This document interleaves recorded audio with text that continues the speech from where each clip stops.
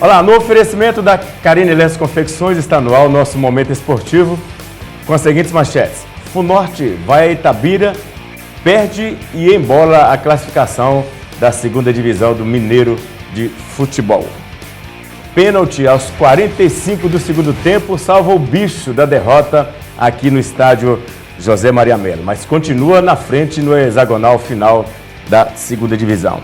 Empate dá classificação à Ponte Preta e poderá ser o seu primeiro título internacional. O empate foi contra o São Paulo, você vai conferir também aqui no Momento Esportivo. Flamengo é tricampeão da Copa do Brasil. Festa no Brasil inteiro e também em Montes Claros. Montes Claros Vôlei vai à Volta Redonda e traz uma vitória. Agora é o 7º colocado na Superliga Nacional de Vôlei. Após a tragédia no Itaquerão, lá em São Paulo, torcedores vão ao estádio e rezam pela morte dos 2 trabalhadores.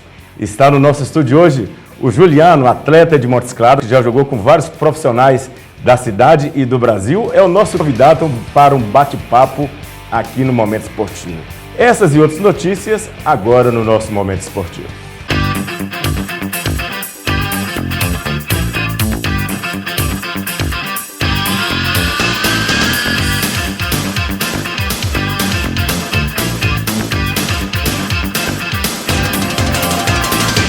Olha, o Montes Claros Vôlei, até que enfim venceu, né? A parada fez bem ao time de Montes Claros. Foi a Volta Redonda e venceu por 3-1.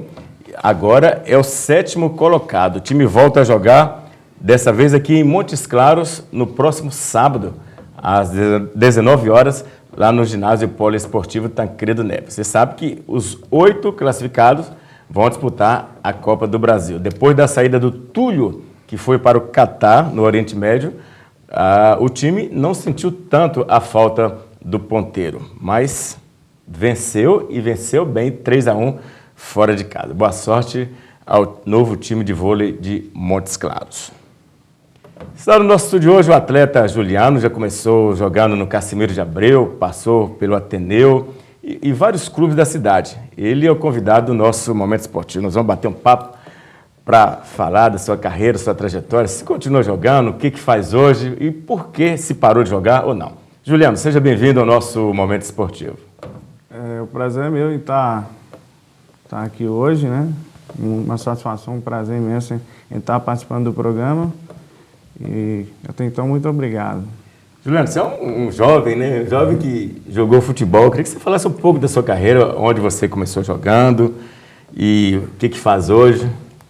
Então, graças a Deus, né, tive a oportunidade aí de jogar um tempo na cidade, né, igual tive o privilégio de jogar no Cassimiro, no Ateneu com Bonga, é isso.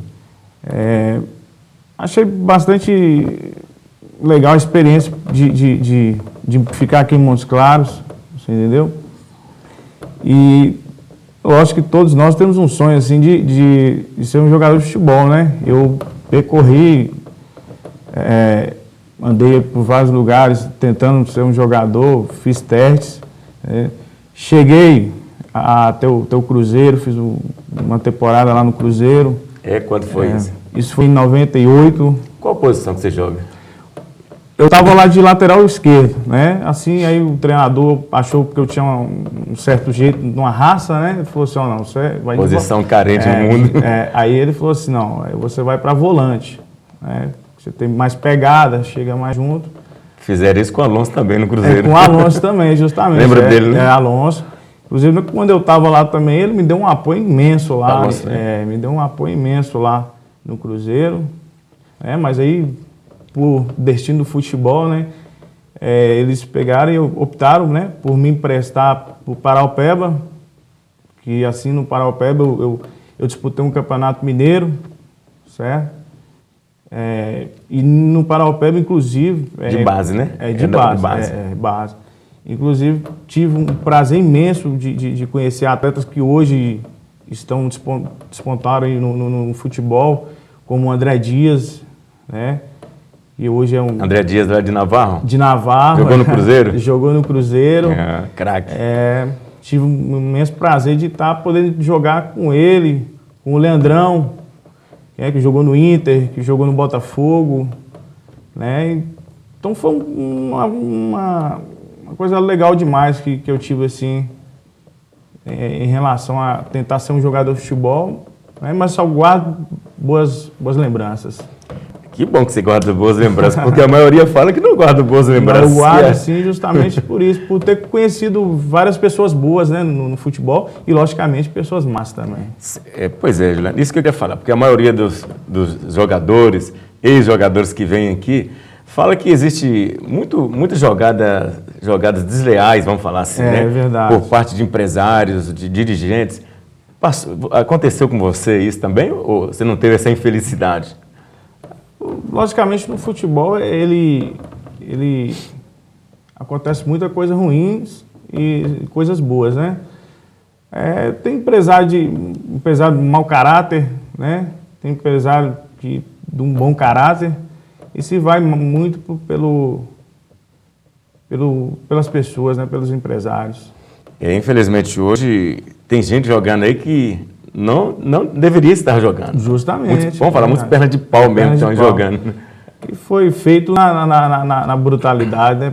Eu queria que tinha que ser jogador e foi, né? Como que você foi parar lá na base do Cruzeiro, né? Na base do Cruzeiro. Você veio olheiro aqui, você se inscreveu, alguém levou? Porque tá cheio de empresários aí hoje, né? Não, assim, o que aconteceu mesmo foi assim. Eu tinha um contato com o pessoal lá da Transnorte, né? Na oportunidade, o pessoal da Transnorte até bancava o Cruzeiro, levando, trazendo, então era eles que faziam aquele translado. Faz parte da diretoria lá. Justamente. Assim, eu tinha um conhecido meu lá, que conhecia o seu Lulu, né? Sou muito grato a ele. Aí informou, eu tenho um colega que joga futebol, joga bem para danar e tal, certo? Aí ele pegou e me indicou, falou, vamos arrumar para ele fazer um teste lá no Cruzeiro e tudo, que ele é bom. Eles são conselheiros lá no Cruzeiro. Justamente. Aí o seu Lulu, né, da Transnorte, pegou e arrumou esse teste para mim lá, fazer uma temporada de testes lá. Aí eu fui, fiz uma bateria de testes, né? E fui passando, de pouca fui indo. E chegou num ponto que eles, né, agradaram e já comecei a trabalhar com eles, né? Meus pais foram lá, conversaram com eles também, assinei um pré-contrato com eles lá e comecei. Mas só que, igual você mesmo frisou agora, todo momento tem empresário querendo pôr jogador lá dentro. E nisso, para colocar alguém, tem que tirar, né? Uhum. E nessa que eu estava lá, infelizmente, tive que deixar lá para poder entrar outros jogadores, né? Aí nessa aí que foi a oportunidade que eu fui jogar no Paraupeba e tive a oportunidade de disputar um Campeonato Mineiro lá. Foi campeão? Chegamos bem, fizemos a semifinal com o Cruzeiro ainda, time que eu estava, né? Aí tem que mostrar serviço. Aí sim, provar que eu sou bom, tinha que estar aqui. Inclusive perdemos nos pênaltis para eles. Aí sim eles, né, avançaram e chegaram à final assim com o Atlético. Tá, você vamos dar uma pausa no nosso bate-papo. Olha, você sabe que na última quarta-feira aconteceu um acidente lá no Itaquerão. É o estádio do Corinthians, onde que vai acontecer a abertura da Copa do Mundo. Será que vai dar tempo? Um guindaste caiu lá e matou 2 operários. Vamos conferir um pouco do acidente e os torcedores do Corinthians indo lá rezar. Conferir. O movimento ao redor do Itaquerão foi intenso após o acidente que matou 2 pessoas nesta quarta-feira em São Paulo. Uma estrutura metálica desabou e destruiu parte do novo estádio do Corinthians. Este jornalista conta como foi o momento do acidente. Estava olhando para o estádio, olhando o entorno da obra e tudo mais, e ouvi um estalo. O estalo foi grande. Assim que a gente ouviu o barulho, já parou, já olhou bem pro guindaste e deu pra ver nitidamente o guindaste caindo. Um barulho enorme, correria, alguns indo para o guindaste, outros saindo para fugir. Foi uma correria grande. Segundo o engenheiro da obra, a estrutura da construção não foi comprometida. A estrutura não sofreu nenhum comprometimento.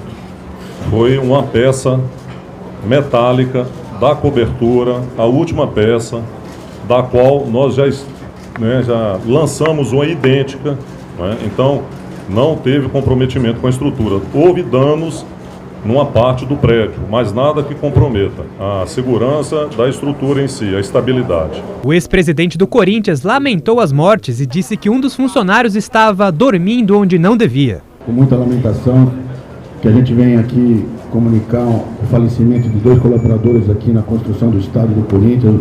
Infelizmente, um estava no caminhão que fazia parte da operação e o outro cidadão estava na hora do descanso, estava deitado no túnel lá que infelizmente ninguém viu e ele mesmo sabia que não era para estar lá, estava cochilando e infelizmente não deu tempo de sair. Segundo a Defesa Civil, 30% da área leste do estádio foi interditada para análise da perícia.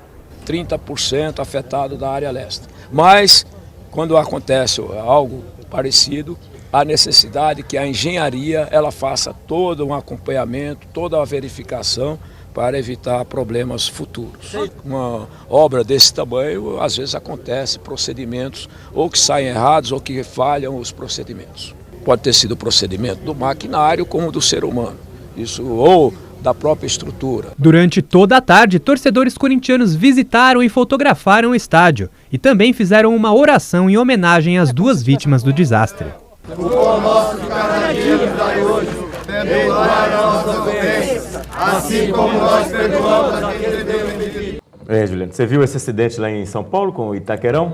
Eu acompanhei um pouco, mas vi algumas cenas, né? Lamentável, né? Acidente acontece pode acontecer em qualquer lugar. Infelizmente o operário estava dormindo. O presidente do Corinthians falou que ele não deveria estar naquele lugar. Infelizmente caiu e prejudicou, matou 2 trabalhadores. Nós estamos batendo papo com o Juliano, atleta de Montes Claros. Nós vamos para o intervalo comercial. Daqui a pouco a gente volta para continuar o papo com ele. E tem a festa do Flamengo tricampeão e a classificação da Ponte Preta. Já já a gente volta.